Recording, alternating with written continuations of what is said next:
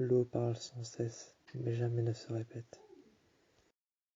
Une pile de rochers repose en paix au bord des églises.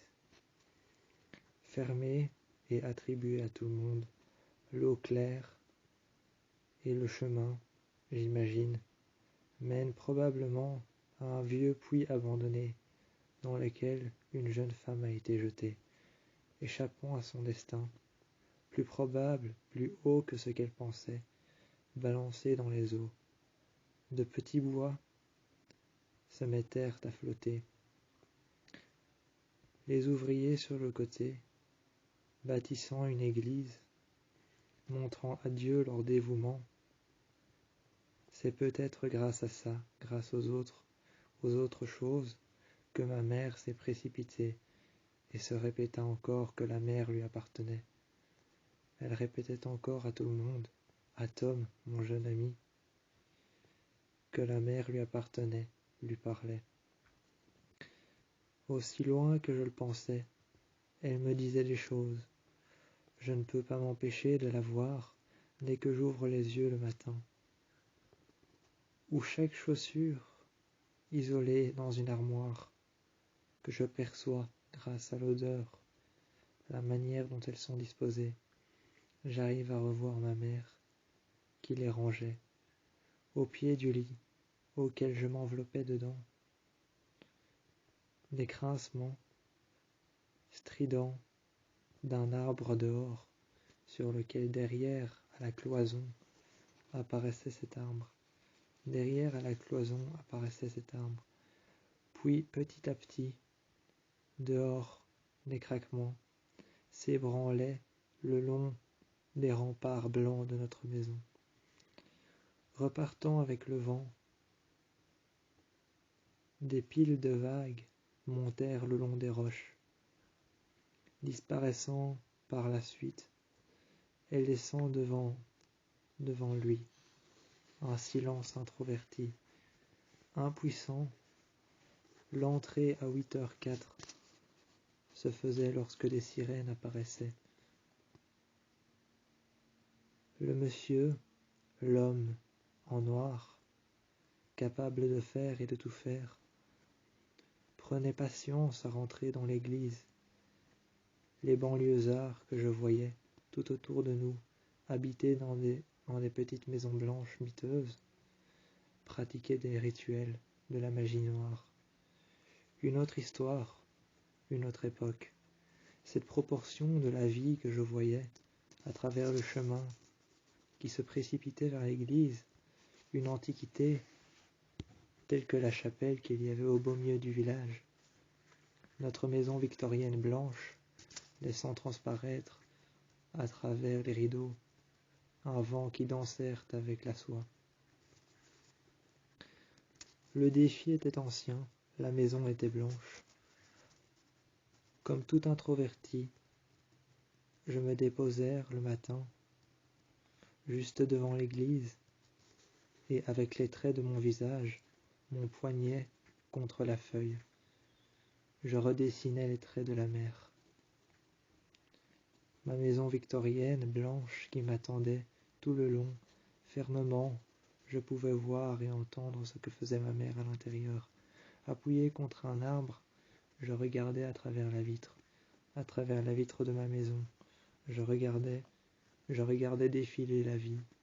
À l'intérieur comme à l'extérieur, je voyais que tout autour de moi se déposait une légère nuée noire sur les vagues historiennes qui déposèrent une histoire dans la mer. Les vagues historiennes qui déposèrent une histoire dans la mer. Autour d'eux, je bénéficiais de plusieurs histoires différentes, celle de Poséidon et son trident, celle des sirènes qui apparaissaient le soir, le visage noir qu'elles nous lançaient, telles les roches toxiques et absurdes qu'il y avait autour d'elles. Modeste, mais fertile, la noirceur et la toxine qu'il y avait tout autour de nous, la noirceur et la toxine des roches qu'il y avait tout autour de nous. Fertile, mais précipitamment, je m'y suis précipité à l'intérieur. Marchant le long des vagues, le long du sable, découvrant un lundi 8 juillet 2013, un matin, découvrant un lundi 8 juillet 2013, le matin, que le week-end était terminé, s'étirant sur plusieurs semaines, épuisant mes ressources, marchant jusqu'à l'église d'un soleil radieux le matin, les nuages assombrissaient la mer. La mer se retrouverait vraie et fertile, vivre comme quelqu'un de seul, si peu obscurisé, ou si peu dissimulé, tel un secret dans le genre humain, ressortant à travers une vidéo qui dans 7 jours nous dira que notre bonheur s'arrêtera. Ressortant à travers une vidéo qui dans 7 jours nous dira que notre bonheur s'arrêtera. Évidemment que tout le monde y a pensé. Culpabiliser, ne pas vous y remettre, penser aux conséquences, le week-end qui s'étira devant moi, 4 à 8 minutes avant que lorsque je ne pense à moi, je ne puisse me rendre compte que mes lèvres contre les siennes étaient déjà vides. Avide de souffrance, mes lèvres contre les siennes, je m'étais rendu compte que l'église était vide, que le linceul dans lequel portait un corps était rempli, que le cercueil était ouvert, que la défunte mariée en noir s'était approchée, pleurant les larmes de son corps, dévalant son visage et atterrissant le long de ses pommettes, ensuite de ses joues. Je l'ai vue arriver, un matin, devant le cercueil vide. Ce fut un soulagement pour moi, car la personne dans le cercueil n'était pas mienne. Je suis retourné dans la maison. 8h04 était-il ce matin-là. Pas que je ne sois particulièrement heureuse que la personne que j'ai vue mourir et se jeter de la falaise ne m'aime pas, mais vraiment envie d'être seule.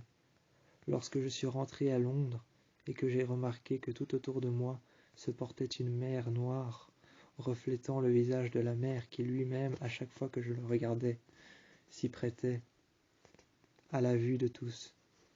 Un parfait regard sur ma mer, un parfait regard sur l'horizon. Ma maison favorite, blanche, aux ailes noires, le corbeau qui s'y posait chaque fois, qui me regardait, qui jetait un cri à travers l'écho des falaises. Ma maison favorite blanche, à travers lesquelles je pouvais voir les rideaux danser à la fenêtre, avec le vent et avec l'air de l'extérieur.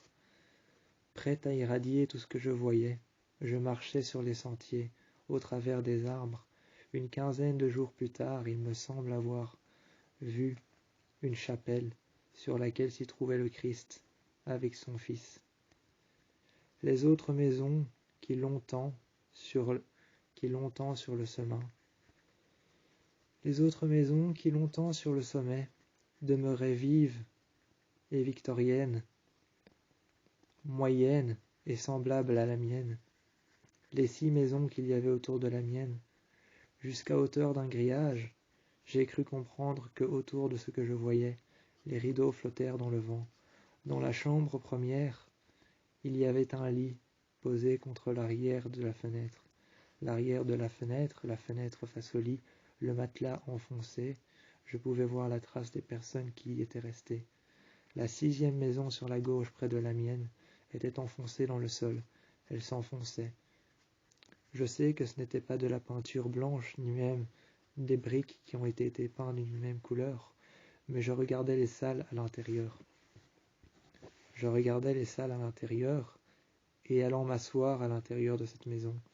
Regardant par le balcon, j'ai pu apprivoiser un corbeau, venant vers moi, me regardant, fixer l'horizon, le vent qui passait à travers mes cheveux, apprivoisant ce que je portais sur moi, mes vêtements, le tissu qui frottèrent mon torse, qui frottèrent mes mains, qui frottèrent mes bras. Le tissu qui frottèrent mes bras, mes mains, mon torse, apprivoisant le tissu et le vent qui passait dans mes cheveux. Je me jetèrent à la fenêtre, je passèrent ma main en dehors, j'ouvris la fenêtre et je baissèrent les rideaux vers le bas. Je les laissèrent sur les côtés. Inutile d'apprivoiser le vent, car le vent rentrait dans la pièce. Je me sentais seul. Ma mère avait sauté par le balcon, avait quitté le phare, et du numéro 13 de la maison qu'il y avait à côté de la mienne. Je me sentais seul. Chaque jour, lorsque j'ouvrais la fenêtre de ma maison favorite, presque détaillée, je pouvais voir les briques blanches et les rideaux s'ouvrir, qui dansèrent avec le vent. Chaque jour où je ressentais et où je ressemblais à ce qu'il y avait à l'extérieur, je marchais jusqu'à la colline et je pouvais apercevoir ma mère sauter. C'était terrifiant, accablant. J'en avais peur. Je voyais qu'Ed Jason, la personne qui m'avait accompagné, était un mécanicien qui travaillait dans un endroit seul et délabré.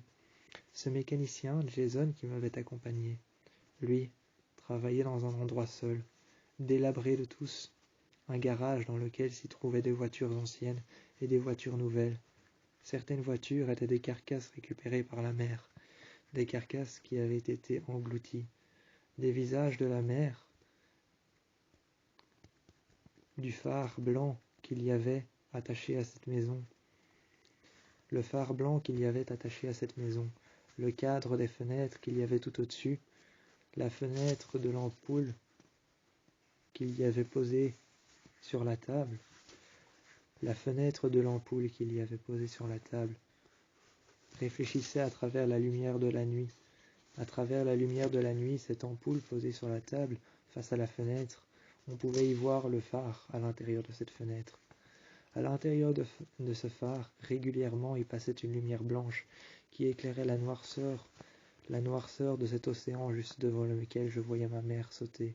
Apprivoisant l'océan, j'ai pu voir son visage se figer, tel un arbre sec devant mon visage. Je tournais les pages d'un livre, et de plus en plus, je me rapprochais des illusions qu'elle voyait elle-même. Elle voyait elle-même des illusions. De plus en plus, je m'en rapprochais. C'était comme une échographie dans laquelle on pouvait voir un enfant pas tout à fait net. Cette échographie dans laquelle on pouvait voir un enfant pas tout à fait net. Comme le dessin ou le paragraphe d'un livre à travers lequel on peut décrypter quelque chose. Comme le dessin d'un enfant à travers lequel on n'y voit pas réellement ce que ça produit, mais on peut y décrypter quelque chose. Angoissé par la pression qu'il y avait autour de moi, j'y décryptais dans les dessins d'enfants que je voyais sur la rue, traîner dans les rivages, dans les rigoles. Je prenais ces dessins à main nue que je reprenais ensuite chez moi. J'y décryptais des messages, mais par la pression et l'angoisse, je me sentais comme isolé dans un endroit qui n'était pas le mien. Un paragraphe de livre dans lequel je pouvais enfin m'y répandre, je pouvais enfin me sentir en sécurité. Un train qui passait juste devant, mais qui se sentait seul. Les wagons étaient vides. À l'intérieur des wagons, je pouvais voir plusieurs personnes qui ne réagissaient pas à ma présence. Je me sentais comme seul, à souffrir d'une solitude infinie, dans lequel je pouvais voir que sur le pont qui traversait l'océan juste au-dessus de la mer, il passait un train tous les jours, qui ensuite simplement, par l'obscurité que je puisse apercevoir, s'était étalé comme toujours, un obscur nuage qui passèrent devant les wagons du train. Devant les wagons du train, un nouveau nuage passèrent et assombrissait l'entrée du train par rapport au fleuve qu'il y avait en dessous, s'étalant sur la mer, comme d'une vaste ville dans laquelle je vivais, et je priais tous les jours pour que ma mère ne saute plus, et pour que je ne la voie plus sauter pendant des dizaines d'heures, à atterrir dans l'océan et à s'offrir à l'océan. À s'offrir à l'océan et à atterrir le soir dans la mer. Je pouvais la voir, s'offrir à l'océan. Franchement, je n'étais pas pressé de la revoir une nouvelle fois, car je savais que j'étais angoissé, que j'avais peur, que l'irréel transformait le réel en quelque chose que je ne pouvais sentir autour de moi.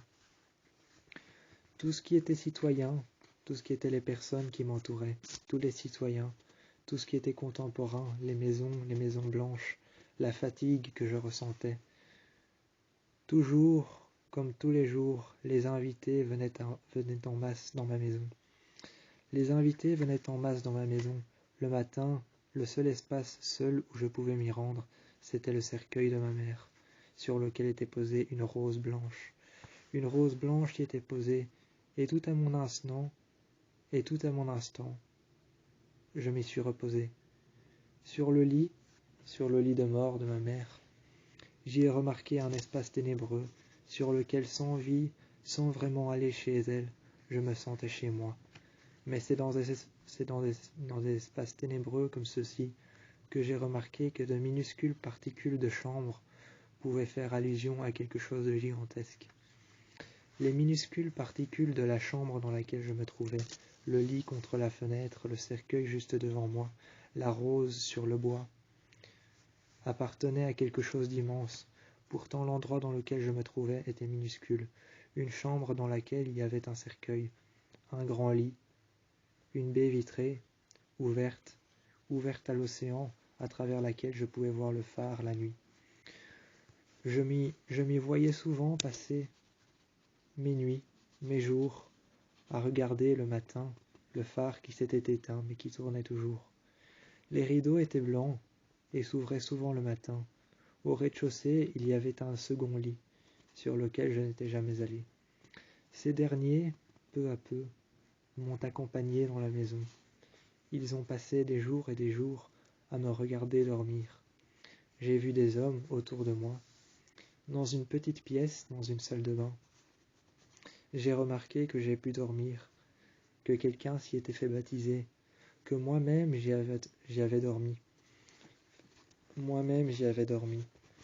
J'avais remarqué que dans cette petite pièce, y était laissé un cadavre dont la peau était noire, recouverte d'humidité et de champignons. Je pouvais voir qu'elle sentait l'humidité. Je pouvais la voir périr et dépérir encore et encore devant mes yeux. C'était un cauchemar, j'avais l'impression de revoir ma mère. Je préférais encore revoir ma mère sauter de cet étage, et encore voir ma mère sauter de l'étage duquel elle a sauté. Le phare qui éclairait son corps qui flottait dans l'océan. Il n'était toujours pas réapparu. Elle était seule dans l'océan. La voilà que j'y pensais encore à elle. Retournée vers ses propres avant-gardes, elle était dans l'océan. Face à la mer, je me retrouvais dans la maison. Je ne pouvais plus me détourner de Dieu. Il avait décemment choisi où aller, que faire de moi, et les portes coulissantes de l'église étaient entr'ouvertes. La cuisine, dans laquelle je baignais le sang, dans laquelle je rapportais les portes coulissantes de l'église, dans laquelle je rapportais ensuite le sang qui baignait dans l'eau, le sang d'un poisson que j'avais éventré avec un couteau. Celui-ci reposait dans le sang, dans l'eau que j'avais fait couler dans l'évier. Ensuite, est-ce qu'elle était là? Est-ce qu'elle m'entendait? Est-ce qu'elle me voyait vider ce poisson par la fenêtre, tenant un couteau fermement par la main? Tout en faisant la vaisselle, j'entendais qu'il y avait autour de moi de nombreux bruits, tels les corbeaux qui atterrissaient en face des ténèbres, qui m'envahissaient. Fermement, je tenais ce couteau, les yeux dans les yeux, je regardais et je délaissais la mer en face de moi. Les ténèbres qui envahissaient l'église, recouverts de blanc et de parois blanches, les corbeaux qui arrivaient en haut de la croix, qui s'y formaient un nid et qui à deux jonchèrent l'entièreté du repos de la mer juste devant mes yeux. Je jonchais les murs tout en regardant le repos de la mer. J'atterrissais jusqu'à la fenêtre et je laissais s'entr'ouvrir mes yeux. Je laissais s'entr'ouvrir mes yeux tout en fermant la fenêtre derrière moi. Je suis reparti, me détournant des ténèbres qui m'envahissaient. J'ai eu quelque chose à dire. J'ai été me recueillir dans cet endroit dans lequel il y avait le cadavre noir recouvert de moisissures. Je craignais le pire et j'ai commencé à prier. J'ai commencé à prier toute chose et quelque chose a commencé à me parler. Quelque chose a commencé à me parler. Je craignais le pire, j'ai commencé à crier et à prier à côté de ce cadavre. J'ai prié des choses que je ne pensais pas. J'ai crié et hurlé des choses qui étaient en rapport avec ma mère. Je me souvenais des visions d'hier qu'elle voyait encore, la manière dont je la voyais, dont je lui parlais. Non pas seulement qu'elle soit avec moi ou seule, mais maintenant je sais qu'elle a sauté pour une bonne raison. Il ne restait plus qu'à trouver laquelle. Il ne me restait plus qu'à trouver laquelle. Je suis allé souvent à l'église pour pouvoir me délaisser de ce que j'avais vu. Il ne restait plus qu'à trouver la réponse à pourquoi elle avait sauté. Est-ce que l'océan était les ténèbres? L'avait-elle enfouie sous une vague? Si tu laisses reposer une eau boueuse, elle s'éclaircira. De même que si tu laisses ton esprit troublé, elle t'apparaîtra clairement. Je n'ai pas fait grand-chose aujourd'hui. J'étais censé finir mon dessin. Mais je n'ai pas fait grand-chose aujourd'hui. Il était 6 heures du matin quand je suis allé à l'école. Une école prestigieuse, une école d'art, dans laquelle je savais que le mur était blanc. Les profs m'attendaient avec impatience dans cette école d'art. J'ai fini par rentrer chez moi. Et quand j'ai entendu que les corbeaux hurlèrent, j'ai vu cette femme, à la falaise, qui s'était jetée dans le vide. J'ai hurlé, un bruit horrible. J'ai cru voir ma mère. Elle était en train de se laisser. De se laisser faire. Influencée par les sirènes, j'ai dessiné tout ce que je voyais. Ma mère sautait de la falaise. Je suis alors sorti. J'ai couru dehors, et c'est en courant dans le jardin que j'ai aperçu que dehors il n'y avait rien. Je n'avais rien vu. Je n'avais par contre pas l'intention de voir ma mère sauter. J'ai donc lentement continué, et je l'entendais toujours. Je l'entendais toujours hurler. C'était les sirènes, le chant des sirènes. Je l'entendais toujours hurler. Sur son rocher, par contre, j'apercevais entièrement sa voix. J'entendais entièrement sa voix, son appel désespéré. « Qu'est-ce que tu fais ?» me disait-elle. Me disait-elle, « Qu'est-ce que tu fais ?» Que voulait-elle de moi? C'est en regardant ça, c'est à son assemblée, en regardant ça, que dans le cercueil, j'ai vu une femme avec une queue de poisson. Dans le cercueil, j'ai vu une femme avec une queue de poisson, accrochée à une ampoule au plafond blanc de l'église, une ampoule allumée, qui tournèrent dans le vide, à travers lequel je pus apercevoir un œil, un œil qui me regardait de la falaise. De la falaise, les sirènes qui elles-mêmes, artistes des vagues, prenaient plaisir à voir le corps de ma maman, insupportable pour moi, mais en train de flotter dans les eaux, tel un tableau d'un peintre renommé. Je regardais ce moment, énorme, encore et encore, chuchotant leurs pires cauchemars à mes oreilles. Elles venaient le soir, elles s'attribuaient le mérite, elles prenaient mon lit. Le petit Jessie, qui venait tous les jours à ma porte, me demandait pourquoi j'étais comme ça, pourquoi j'étais si bien, pourquoi j'étais si gentil. Qu'avait-il de si sympa à venir à ma porte? Je l'ai alors vu un jour. Il était assis au bord de la falaise. Je me suis alors remarqué, assis à côté de lui, toujours là, tandis que à côté de lui arrivèrent toujours à la même hauteur, par terre sur le sable, les vagues qui repartèrent d'un temps à l'autre. J'avais l'impression de me sentir avec lui, comme un cinquième élément, la cinquième roue du carrosse, la personne que l'on aimerait avoir dans sa vie. C'était comme un enfant que je ne connaissais pas, un enfant qui était le mien, mais que je ne connaissais pas. Je ne connaissais pas ses parents, ni même son père, sa mère. Je ne savais pas s'il avait une sœur. Tous les soirs, je lisais un livre, et lui-même se mettait à côté de moi. Un jeudi soir, à 20h, il m'a regardé. Septembre 2012. J'étais en train de lire mon livre. Il me regardait lire mon livre. Par contre, chaque page que je tournais, il lisait la suivante. Il a répondu à une question. Justement, cette question avait le principe d'avoir un rapport avec ma mère. J'ai pu soudainement lui soutirer quelques informations. Inconnues à mon égard, j'ai tout de suite pris pauvre de faire semblant que j'allais mal. J'ai tout de suite fait semblant d'aller mal, et à part entière, j'ai pris pauvre de lui. j'ai commencé à prendre à son égard un sentiment malsain, comme s'il ressentait que le vendredi, j'avais un passage souterrain dans lequel je pouvais parcourir la mer. Environ à moitié, ce passage souterrain parcourait la mer, et quand je voyais les jeux d'enfants dans la plaine de jeux, les enfants jouer sur les balançoires, les tricycles arriver, et les parents qui regardèrent leurs enfants, je pouvais voir ces enfants, ces jeunes filles avec un élastique dans les cheveux, se faire des tresses, les garçons jouer dans la boue et se blesser. Atterrissant par terre, recouverts de boue, ils se relevaient et retournèrent vers leurs parents. Le vendredi, je me sentais épuisé, délaissé, encore assoupi et engourdi.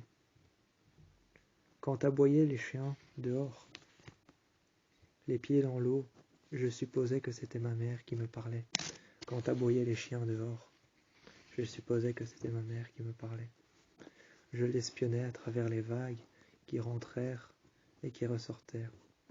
Encore et encore, ces vagues qui ressortaient et qui rentraient, qui partaient encore et qui revenaient. C'était comme une amie, l'océan. Tous les jours, elle revenait, elle repartait, elle me regardait. Chaque chose que je faisais, c'était comme si le visage de la mer le savait. Un soir, j'ai regardé le phare qui éclairait les obscurités de l'océan, et j'ai vu qu'à travers le phare, je compris qu'à travers sa lumière, il faisait partie des empires de la forêt.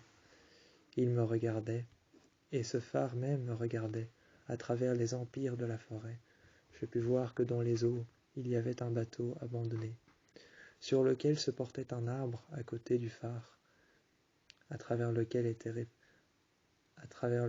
réfractaire sa lumière même qui était réfractaire, à travers laquelle je pouvais apercevoir moi-même mon reflet dans l'eau, le visage de l'eau qui s'apprêtait à battre ce bateau qui était sur l'océan, sur lequel s'approchait une sirène qui s'approchait de l'océan, sur laquelle une autre était disposée sur une table en fer, sur une table d'autopsie était disposée une sirène, ne cessant de bouger. On put remarquer ses palmes, ainsi que sa queue de poisson, son visage gris, ses dents acérées, et ses yeux dans le vide. Pendant ce temps, dans la mer, vengeant cette sirène ayant été prise d'assaut par des pêcheurs,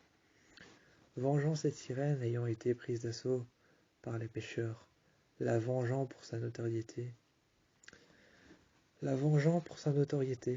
les sirènes formant un tandem parfait, protectrice formant un tandem parfait, la sirène suivante allait venger celle qui allait mourir tel le trident de Poséidon, allait s'en prendre à celui qui allait la tuer, s'en prenant au bateau qui l'avait repêchée, qui l'avait conduite jusqu'à ce laboratoire. Dans une cuve de privation, elle se retrouva seule, immobile à son habitude, elle se retrouva seule. Des bénéfices qu'en ressortaient les personnes qui travaillaient avec les sirènes. Je m'étais exclamé, je ne savais pas que les sirènes subissaient ça. Par contre, la cassette vidéo, qui passait en boucle encore et encore, à travers lequel je pouvais voir qu'à Ottingwood, une ville campagnière dans laquelle il y avait des maisons, notamment une grange sur laquelle avait habité une femme qui avait un enfant qu'elle avait laissé au bord de la mer. Un enfant qui avait été laissé au bord de la mer, signifiant qu'une surprise avait été laissée à l'océan. Cet enfant s'appelait Samara. Elle avait été laissée dans un drap blanc, au bord de la mer. Elle avait été délaissée, et au moment venu, je suis arrivé, et je l'ai vue. Il était trop tard, il ne restait plus que le drap. L'enfant avait été emporté par l'océan. Le passé avait été étiré. Elle avait tiré un trait sur le passé. Elle avait noyé son enfant, et ensuite je pus apercevoir qu'elle avait sauté par la fenêtre. Elle avait sauté par la fenêtre, elle était arrivée par terre, rampant les deux jambes cassées jusqu'à la frontière de la mer. Les deux jambes cassées, après avoir sauté de la fenêtre, rampant jusqu'à la mer, elle s'était jetée dans le vide, jetée de la falaise. L'arbre qui dansait avec le vent se rapprochait dangereusement de plus en plus du précipice, tout comme cette femme qui s'était exclamée avoir entendu l'océan parler. Elle s'était jetée dans l'océan, et le regard de l'océan vers elle, sur Huntingwood, l'avait attirée à revenir dans les vagues. Elle en avait conclu que ce qu'elle avait supposé et entendu lui avait tendu la main, tel le trident de Poséidon, avant que son bras ne tombe dans l'océan, tenu par le bras d'une sirène. Elle s'était rendue compte que n'importe quelle vraie vérité aurait un plaisir de suite pour la femme qui s'était jetée dans l'eau. Pour la femme qui s'était jetée dans l'eau, n'importe quel plaisir aurait une suite à ce qui s'est passé. Ce soir-là, Samara a été récupérée par une famille qui elle-même a enchaîné sa propre mère dans un sous-sol. Elle s'était retrouvée enfermée, bêtement par son mari, elle s'était retrouvée enchaînée. Son mari qui la battait, qui lors des jours pluvieux, la battait, l'enfermait. L'a enfermée sous une église. On a retrouvé sa mère enfermée sous une église, enchaînée. Elle portait un survêtement rose, déchiré et sali par la poussière, par-delà lesquelles elle pouvait entendre aussi l'arbre noir, comme on l'avait appelé dans cette ville, Huntingwood. Huntingwood, cette ville, comme elle s'appelait, avait appelé cet arbre l'arbre noir. Son écorce craquelait, ses branches se frottaient les unes contre les autres, faisant un bruit assourdissant. Elle était près d'une église, d'une chapelle, une chapelle qu'on avait nommée la chapelle noire. Samara s'était souvent demandé ce qu'il y avait dans la chapelle noire. Des bancs de messe, des Bibles ouvertes. À certains versets de la Bible, certains parlaient des eaux et de l'enfer. D'autres parlaient d'autre chose, de la pitié et des péchés qui étaient presque accomplis. Palpable, et pouvant la toucher, palpable, tout se réalisait autour d'elle. Tout se réalisait autour d'elle, tout ce qui était palpable se réalisait. Presque vrai, presque éminent, la chute envers ce qui allait arriver était presque imminente. La chute envers ce qui allait arriver était presque imminente. Soit aujourd'hui elle allait sauter par la falaise, soit aujourd'hui une sirène allait surgir de nulle part, venant s'en prendre à elle le soir où elle partait à la bibliothèque, lisant un livre, main après main, maintes fois encore et encore, main après main, elle tournait les pages, page après page, et puis pourquoi pas, elle s'installait là, et c'est alors que plus tard, seulement plus tard, je suis allé lui rendre visite au parc. Je lui ai parlé, lui ai demandé si elle connaissait Samara. Personne ne la connaissait. Je lui ai demandé au parc, m'asseyant sur le banc à côté d'elle, si elle connaissait Samara. S'allongeant des heures et des heures sur le sol, elle regardait le ciel, se disant que Samara lui parlait de là-haut. Elle prétendait être sa mère, mais aujourd'hui je lui ai parlé.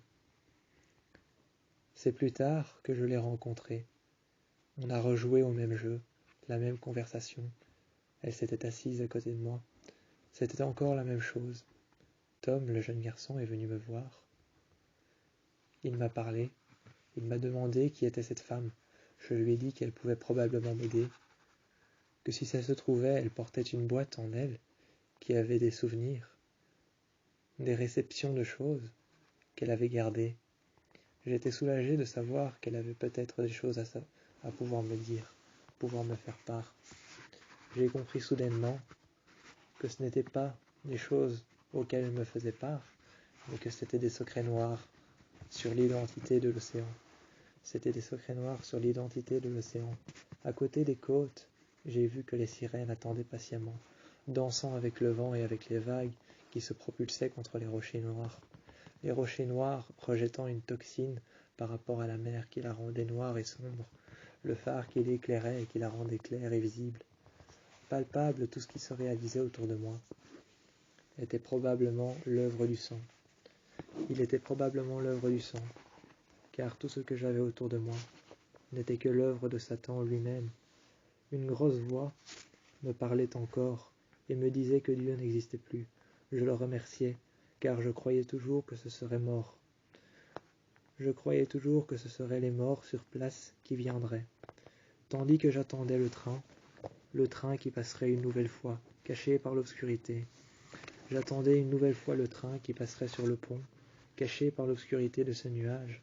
Je m'étais dit que l'emprise sur les morts avait disparu, que ce n'étaient pas nécessairement les morts qui devaient revenir à la vie, ni même l'eau qui représentait la mort dans la Bible. Que pouvait avoir une Bible par rapport à quelque chose qui représentait la mort? La mort avait-elle réellement un goût amer lorsqu'on y touchait, lorsqu'on y goûtait? Est-ce que la mort avait réellement ce goût amer? Est-ce que du haut d'une falaise, lorsque nous sommes prêts à nous jeter, avons-nous réellement le vertige? Je ressentais de la race humaine, de la peur, de la haine et du dégoût. De la voiture qui était garée ce matin, juste au bord de la maison, au bord de la falaise, de la maison qui était garée en face du portail, un samedi. J'ai demandé alors à la personne qui habitait cette maison si 5 jours étaient passés avant de pouvoir boire l'eau de la mer. Ensuite, il m'a regardé, et voilà qu'il s'éloignait, comme ça de la peur. Les gens ne savaient pas imaginer si nous avions réellement le vertige lorsque nous sautions d'une falaise. Et encore Dieu merci, si je ne pouvais me demander que j'étais délaissé et rassuré à la fois. Cette femme qui gueulèrent tout autour d'elle ce qu'elle pensait, qui crièrent tout ce qu'elle pensait, qui prièrent le soir juste en face d'un cadavre, qui s'était fait attacher à une ampoule, retrouvant son corps pendu, accroché à une ampoule allumée, un fil reliant le plafond à son corps qui pendait dans le vide. Cette femme qui s'était pendue à un plafond qui était relié à une ampoule, un fil relié au plafond de cette maison vide, cette chapelle elle-même devant laquelle ma voiture était parquée, pour laquelle je devais m'y rendre ce soir-là. Ce soir-là, c'est à mon salon. Ce soir-là, c'est à mon salon et à mon talent que j'ai dû retrouver ce que j'avais retrouvé. C'est dans mon salon que j'ai retrouvé 5 choses, 5 indices. 5 indices que j'ai retrouvés. Un cadavre sous mon lit, la peau noire, le visage déformé, l'altruisme que j'avais enfoui au plus profond de moi, une voiture à l'extérieur de laquelle le chauffard qui s'en était allé m'avait fait un signe et m'avait déposé une bouteille dans laquelle était passé un message. Une 4e, mais celle-là, je ne l'ai toujours pas ouverte, uniquement parce que je sais ce que c'est. Anne, la voisine d'à côté, s'est imaginé que certaines images provenaient d'elle, qu'elle était Samara. Ce que je ressentais, ou en la présence d'elle-même face à moi qui s'éloignait, tout comme la peur des personnes la voyant s'éloigner. Je me suis dit que le matin suivant, j'ai pris la voiture pour me rendre face à la lune, devant la mer, et j'ai aperçu cette sirène, échouée. Sur le bord de la mer, je l'ai aperçue échouée, face à un rocher, le visage dans l'eau. Je pouvais la voir échouée, le visage dans l'eau. Elle essayait de respirer abondamment, elle avait du sable coincé dans les branchies. Je pouvais voir son corps gris, ses yeux fâchés, son expression de son visage qui avait peur, fâchée, énervée, comme pour venger l'un de ses semblables. Elle me regardait, elle essayait de respirer abondamment, faisant un bruit dont je pouvais entendre les alvéoles pulmonaires de cette femme s'ouvrir et se refermer, à travers lequel je sentais le sable s'enfoncer dans ses poumons, ses battements de cœur ralentir. Je la voyais recouverte de verre noir et de sangsues, lui dévorant le torse. Elle essayait pertinemment de respirer, jusqu'à ce que l'une de ses sangsues atteigne son corps, creuse un passage jusqu'à son cœur et atterrisse dans ses poumons et ses alvéoles pulmonaires qui s'ouvraient. Je ne pouvais sentir une telle douleur lorsque j'avais ressenti la même chose. En 2013, à 10 heures, j'ai ressenti la même chose. J'avais l'impression de mourir, j'avais l'impression que quelque chose me dévorait de l'intérieur. Seulement plus tard, nous réalisons que ce que nous accomplissons n'est qu'une goutte dans l'océan. Mais si cette goutte n'existerait pas, elle manquerait à l'océan. La mer brillait, mais je dormais. De nombreuses raisons pour lesquelles je n'ai jamais voulu m'y installer ont débuté lorsque tout a commencé. Je refusais pertinemment de partir, mais d'après ce que j'ai vu, ce que j'ai entendu, je voyais les maisons blanches prendre goût à la vie, tout comme moi d'abord. C'était le train qui passait tous les jours, le train qui passait tous les jours dans les nuages et dans les brumes ténébreuses, que je pouvais voir l'océan le plus clairement. C'était à travers les brumes ténébreuses que je pouvais voir l'océan le plus clairement. La chair de poule que j'avais le matin, lorsque je ressentais directement la présence des sirènes chez nous, cela me donnait l'impression de débuter une journée dans l'obscurité, alors que le soleil venait à peine de se lever. D'abord, c'était un océan vide, ensuite des vagues, et puis ça a été la présence de ma mère. Elle me téléphonait les soirs où je dormais. Elle me téléphonait le soir où je dormais. Ça a été la présence de ma mère la première fois. Je l'ai attendue, très longtemps, le téléphone allumé, posé sur ma cuisse. J'ai attendu, puis en même temps, j'ai entendu qu'elle a prononcé mon nom. Elle a prononcé mon nom, et après ça, quand elle est partie à la dérive, j'ai eu envie de la suivre, mais toujours ayant l'impression de sentir quelque chose, un regard sur moi. La mer qui m'observait, la même mer qui avait ce même regard qui me projetait de l'extérieur, un silence ténébreux, des plus intrépides, ce même regard qui me projetait ce silence ténébreux, des plus intrépides, incapable de bouger lorsque je sentais cela. C'était la seule manière dont je pouvais avoir envie de rejoindre ma mère sous l'eau, son cadavre qui flottait ou qui coulait, telle une pierre sous l'eau. Puis elle s'est fâchée. Un soir, elle m'a appelé. Elle s'est fâchée, elle m'a appelé. J'avais l'impression que ce n'était plus ma mère, mais quelqu'un que je ne connaissais pas, une personne que j'avais pu persécuter, qui s'était acquis à me voir, qui avait acquis les choses telles que moi je les avais vues. Telles que moi je les avais vues, cette personne qui avait acquis les choses, telles que moi je pouvais les voir, j'avais peur de voir un sans-abri, j'avais peur de voir une femme seule, j'avais peur de voir un homme quitter sa femme, j'avais peur d'entendre craquer cet arbre juste devant ma porte, j'avais peur de l'église, j'avais la chair de poule et je sentais la présence des sirènes. La présence des sirènes et cette vidéo qui chaque jour qui passait me rendait plus vulnérable. Le jour 1, je suis rentré chez moi. J'ai mis mon enfant au lit. Je l'ai recouvert d'une couverture chaude. Il s'est endormi. Le jour 2, nous sommes retournés à la mer. Les empreintes laissées derrière nous refoulaient de l'eau. Et j'ai aperçu cette sirène sur le sable. J'ai caché mon enfant derrière moi. Et c'est à faire pourtant le même geste que lorsque je le cachais derrière moi. C'est en faisant le même geste que je me suis retrouvé face à cette sirène. L'odeur était abondante. Je lui ai dit « Mon chéri, cache-toi derrière moi ». Ma présence le sécurisait. Pendant un moment, pour que je vienne tapasser un temps autour d'un café chaud, pour que je vienne tapasser un moment agréable autour d'un café chaud, près du feu, je suis rentré chez moi. J'ai réfléchi à cette sirène qu'il y avait sur l'océan. J'ai réfléchi à cette vidéo.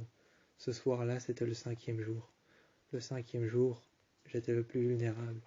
Je venais de m'arrêter, en face d'une maison blanche, dans laquelle il y avait une grange. Les chevaux, je les entendais, je les voyais. Sont apparus sur la télé ce soir-là, les images de la vidéo. Le 4e jour, je me sentais plus seul. Le 5e jour, je me sentais vulnérable. Je me répétais encore et encore que, miraculeusement, peut-être que ma mère allait réapparaître. Cette vidéo était un miracle pour moi. Je me sentais perturbé. Je me sentais seul.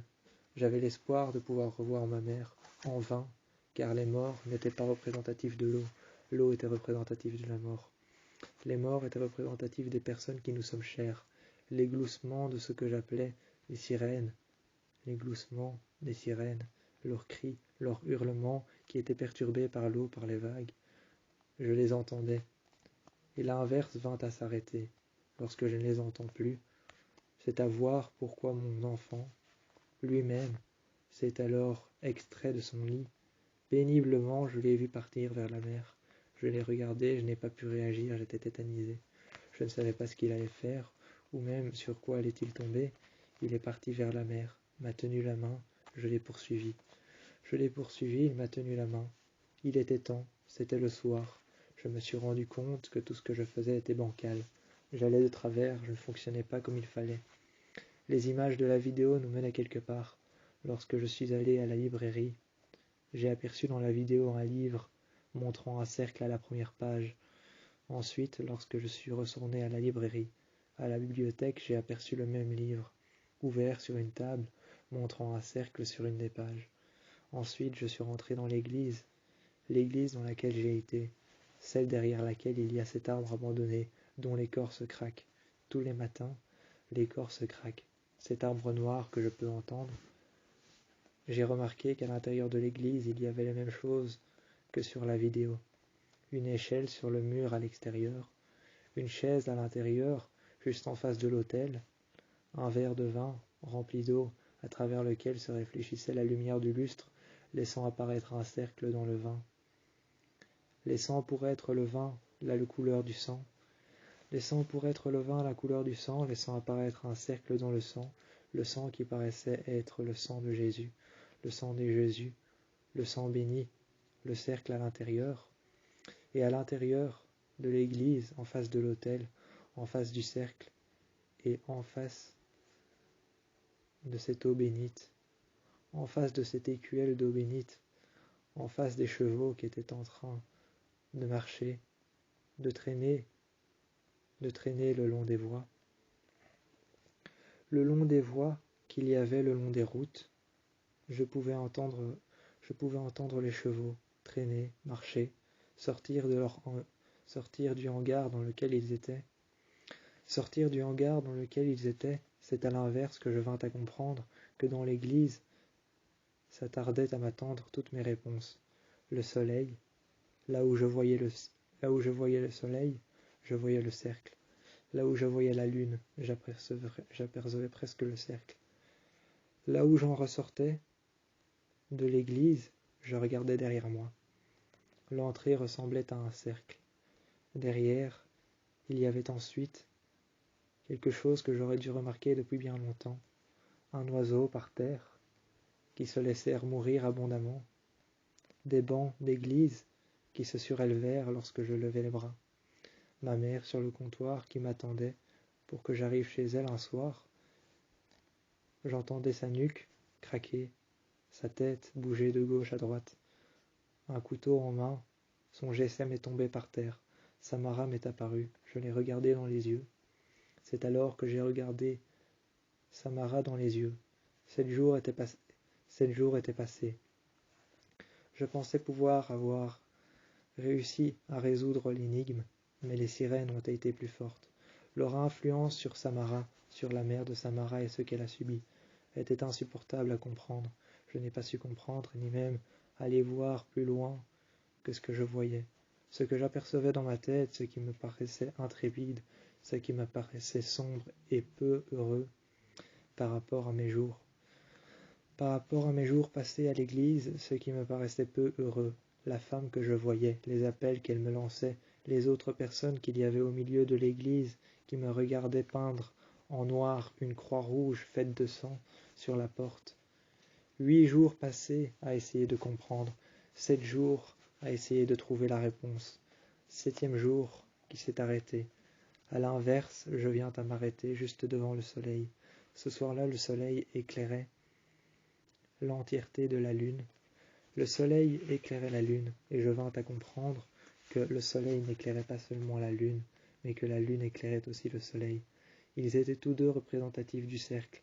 Samara était-elle encore dans les eaux, noyée par les eaux noires, presque perturbée par ce qu'il en ressortait?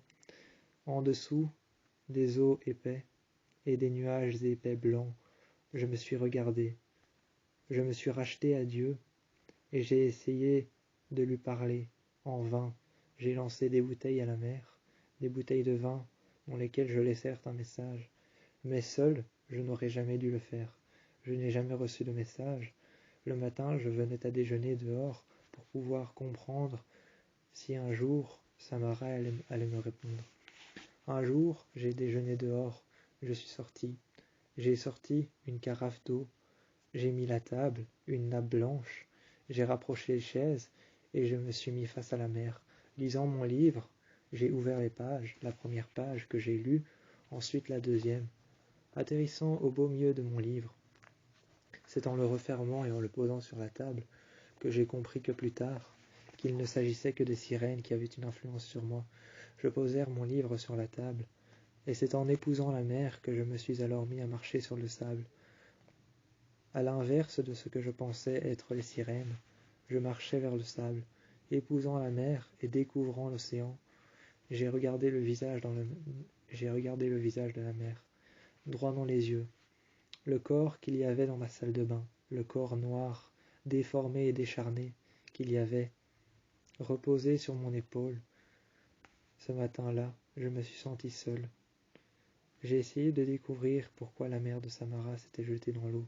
J'ai essayé de ressortir des eaux épaisses. J'ai essayé de ressortir des eaux épaisses, des nuages épais blancs qu'il y avait au-dessus de moi. Je me suis alors racheté à Dieu. J'ai essayé de jeter une bouteille à la mer en vain, pour essayer de ne pas mourir seul. J'ai essayé de jeter une bouteille à la mer pour ne pas mourir seul. Il était pénible de savoir que quelqu'un qui avait besoin d'aide, qui m'avait demandé de l'aide, il était pénible de savoir que quelqu'un qui m'avait demandé de l'aide, je ne pouvais pas l'aider. La destination finale, la détermination que j'avais, suivie du plus profond de l'amnistie des eaux, s'était mise entre mon chemin. Mais elle promit alors dévotion et vengeance aux sirènes qui s'étaient attaquées à la mer de Samara. Dévotion et vengeance pour les sirènes qui s'étaient attaquées à Samara. Samara avait promis vengeance et avait tenu parole. J'avais déjà commenté tout ce que j'avais pu voir. Je n'avais aucune idée de comment allait-elle réagir, ce qui allait se passer. Et ensuite, derrière nous, séjournait le mal en puissance. J'ai bu l'eau dans un verre, me suis assise et j'ai attendu. J'ai bu le mal, j'ai pactisé avec le diable, j'ai ouvert son livre et je l'ai signé. Pour l'amour de Dieu, je me sentais seul.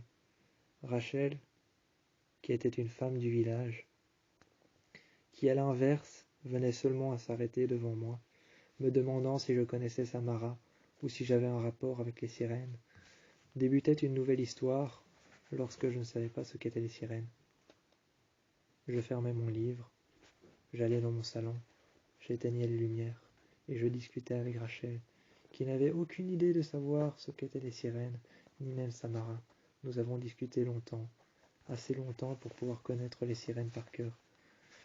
J'ai compris que samedi, que le lendemain, que Londres m'attendait. Je suis alors parti à Londres et débuté une nouvelle vie. Aux rives de l'ombre restèrent les sirènes, et puis leur rugissement sur les côtes. Aux rives de l'ombre, je suis parti. Londres m'attendait. Il était temps de partir. Sur la voie ferrée, dans le train, dans un des wagons, répétèrent une femme encore et encore que je l'attendais à côté d'elle. Au milieu de la nuit. Cela faisait 48 heures après la découverte des sirènes et du corps de ma mère, plongé dans l'océan. J'ai remarqué seulement plus tard que les sirènes laissèrent des empreintes de pas, de mains sur les murs. Le visage de la mer avait englouti dans le triangle des Bermudes les bateaux qui avaient kidnappé les sirènes qui avaient promis dévotion et vengeance à Samara, Samara qui avait fait alliance avec le mal. J'avais signé et j'avais pactisé avec le diable. Lors de son livre, le soir, j'avais signé. J'avais déposé le bic, le stylo par terre. Non plus comme il l'était avant, le problème avait disparu. La bouteille d'alcool que j'avais laissée en dehors s'était tout aussitôt jetée à la mer. Aucun message à l'intérieur. Je reçus le lendemain matin, en descendant jusqu'à la rive, laissant mes empreintes de pas derrière moi, duquel surgissait de l'eau. Pour l'amour de Dieu, cette bouteille d'alcool qui s'était jetée à la mer, seule, laissa derrière elle une sirène qui en avait laissé un message écrit, que des mois plus tard, j'avais été révélé à l'océan. J'avais été révélé à l'océan, à un océan qui brillait de mille feux, d'argent et de lumière. Servi sur un plateau, j'avais été servi à l'océan. Ma récompense scintillante était de briller avec ma mère. Ma récompense scintillante était de briller avec ma mère, aux côtés de l'océan, aux côtés de sa vie, aux côtés de sa mort, près des clartés de l'eau, près de la lumière du feu, près de la clarté de l'eau qui représentait la mort, près de la lumière du feu qui représentait la vie. Tel Dieu, je me suis peut-être racheté à ses yeux. Peu plus tard, j'ai compris qu'après avoir vécu seul dans l'océan, sous verre, je laissais des bouteilles à l'eau, avec des messages.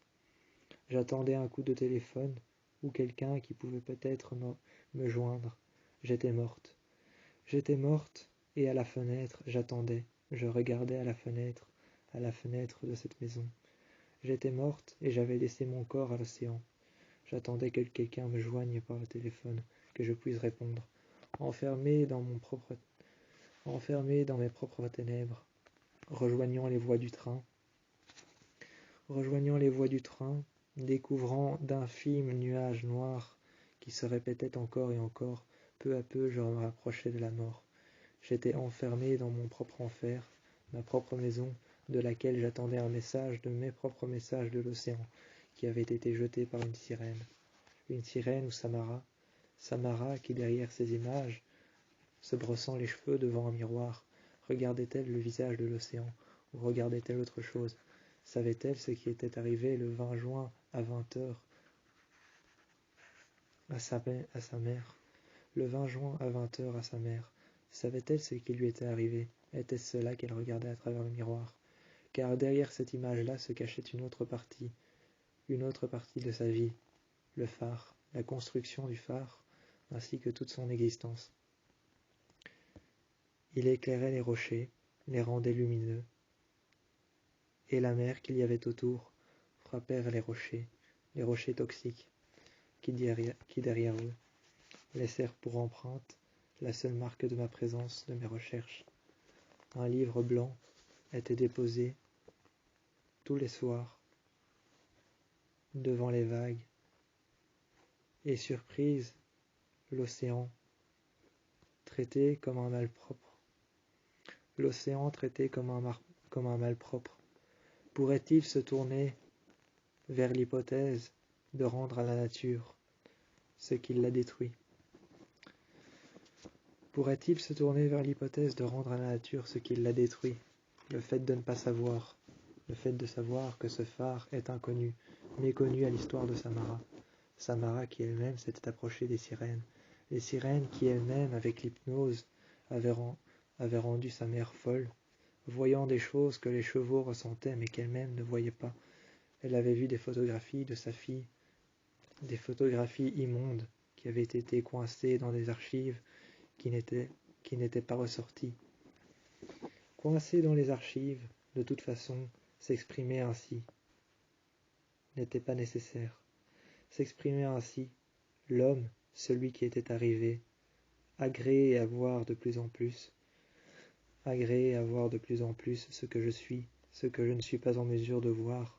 Samara, de toute façon, allait s'exprimer à travers sa peinture, à travers ses images, à travers ce que l'on pouvait percevoir comme étant l'échographie d'un enfant, un enfant à peine visible.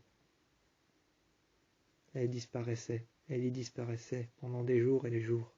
Ensuite elle y revenait sur un autre endroit de la terre. Elle y revenait assise, et je pouvais y voir des images de sa vidéo. Était-elle maudite? Était-elle réellement maudite?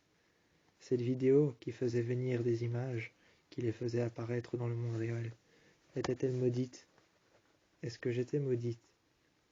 Avait-elle hypnotisé mon conscient? Il s'avère que je vivais à travers la vidéo, que je ne vivais plus que pour elle, que je ne savais plus quoi faire, mais la mère de Samara était morte. Les miracles se réalisent que lorsque nous offrons à nos rêves la même énergie que nous procurons à nos peurs.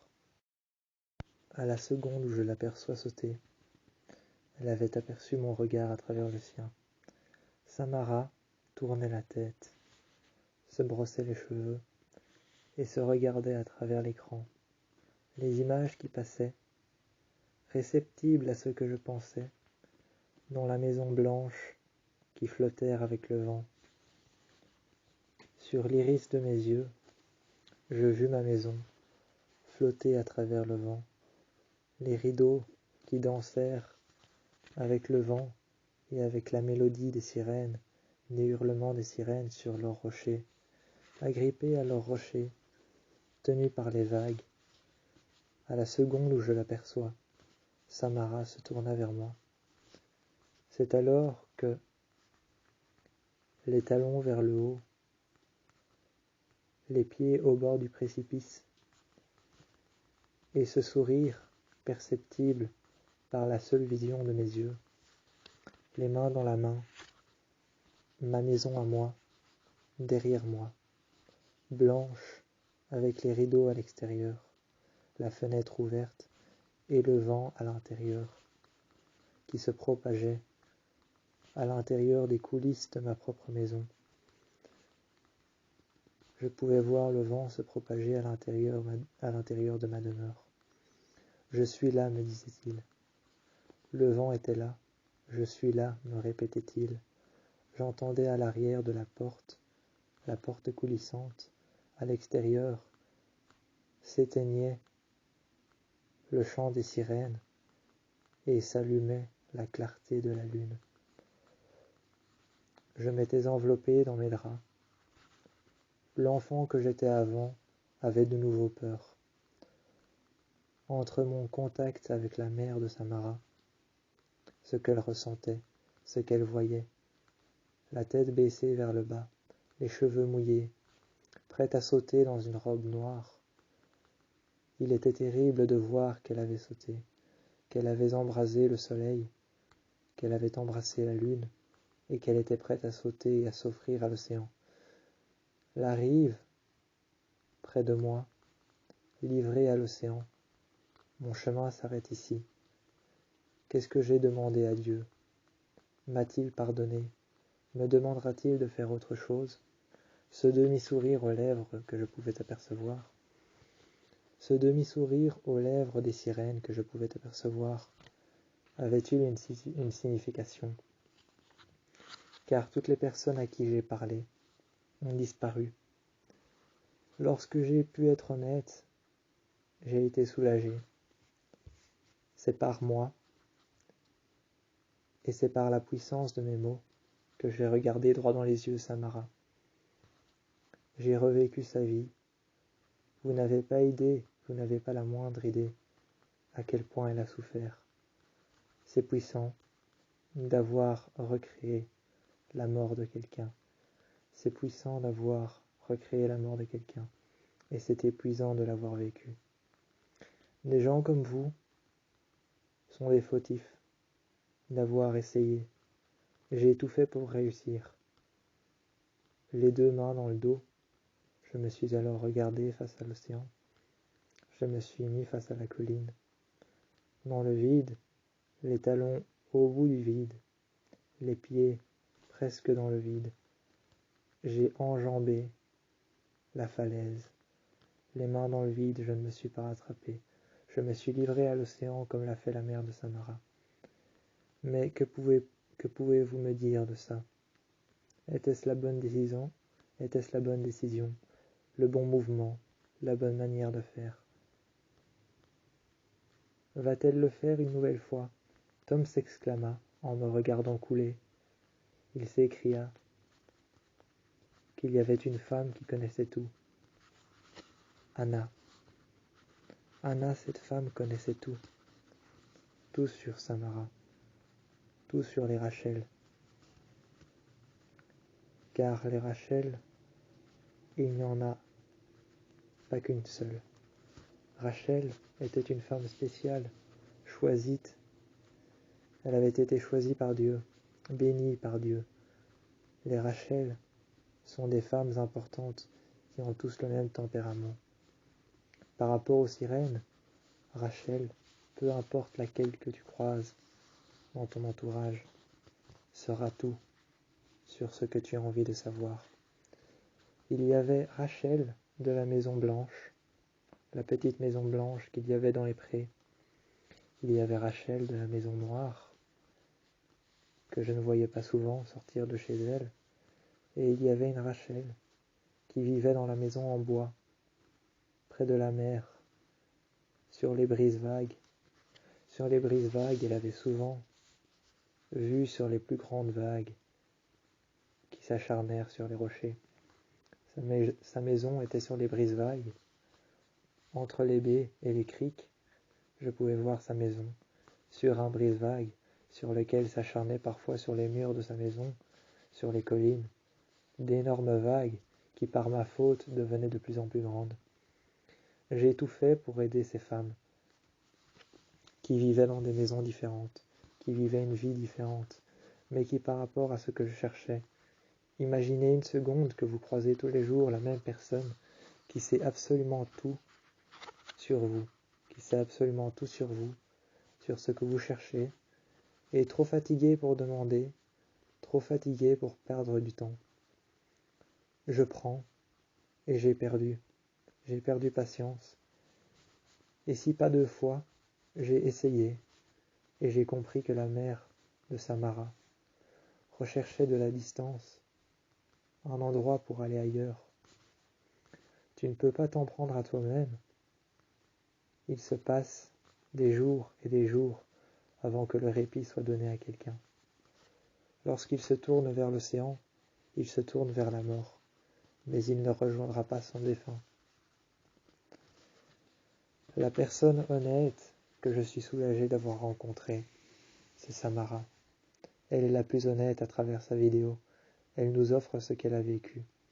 Sa mère est une menteuse, une hypocrite, une personne toxique que je ne veux plus jamais voir. Je comprends pourquoi les rochers de cette baie sont noirs. Je n'y suis plus jamais revenu. J'ai déménagé, je suis parti. Et la personne la plus importante pour moi a toujours été Samara. Je m'identifie à elle. J'ai plongé dans l'océan. Mais imaginez une seconde ce que c'est épuisant. Imaginez une seconde ce que c'est épuisant de ressentir la même chose que les autres. J'avais envie de crier à l'aide, mais trop tard, trop triste pour pouvoir le faire. Je me suis levé, j'ai enjambé la falaise et je suis tombé dans le vide. Les cheveux qui flottèrent au-dessus de l'eau.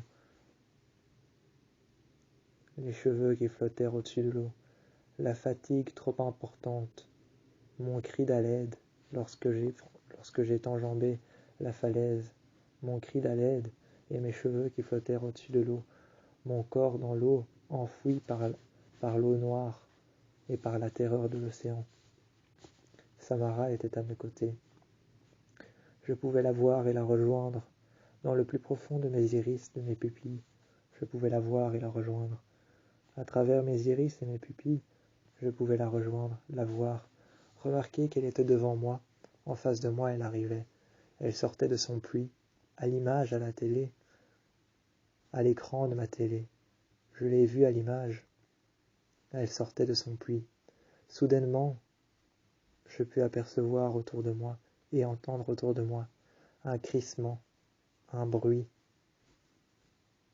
Et j'aperçus Samara qui se rapprochait, criant que j'étais sa maman, malhonnête et vraie. La plupart des choses que disait Samara était terrible, mais lorsqu'elle m'a appelé maman, imagines-tu une seconde ce que j'ai pu ressentir. J'ai enfin pu crier à l'aide, mais trop triste pour le faire. J'ai levé l'ancre et je suis parti. J'ai enjambé la montagne. Les mains dans le dos, je me suis jeté dans l'eau. J'ai rejoint la mer de Samara. Finalement, c'est en mourant qu'on découvre les secrets les plus enfouis.